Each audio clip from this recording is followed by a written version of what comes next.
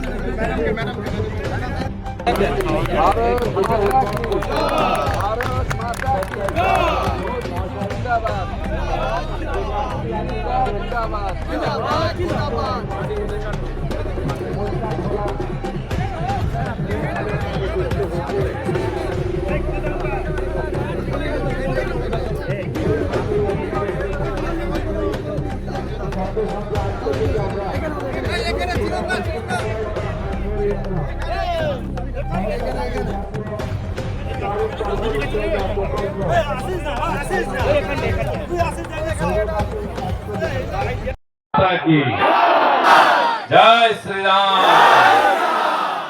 আজকে আমরা আমাদের বিধায়ক মহোদয়ের গ্রামে এসেছি। আমাদের এই যে নারেগার কাজ, 100 দিনের কাজ, যেটা আগামী মাস থেকে 125 দিন হয়ে যাবে, এটা আমরা পুরনো কাজ করছি। এই মাসটা জুন মাসে, জুলাই মাস থেকে জিরামজি হয়ে যাবে। এই কাজের জন্য 700 কোটি টাকা কেন্দ্র সরকার দিয়েছেন, যাতে অদক্ষ ক্রমিক 260 টাকা, অর্ধদক্ষ 360 টাকা এবং 500 কোটি টাকা দক্ষ শ্রমিকরা পাবেন। সেই কাজ আমরা এখানে শুরু করলাম। খুব আনন্দের কথা, আমাদের বিধায়কের গ্রাম থেকে শুরু হয়েছে।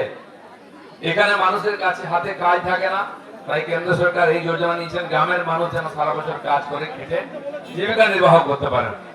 তো এই কাজ 4 বছর বন্ধ ছিল, কষ্টে ছিল আমরা, কিন্তু নতুন সরকার হতেই এই কাজ শুরু করেন। আমরা নির্দেশ পেয়েছি, টাকাও এসে গেছে।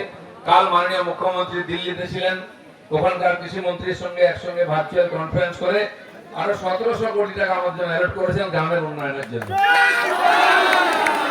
এখন খালি জিরামজি নয়, 125 দিন নয়, আবাস যোজনার টাকা আসছে।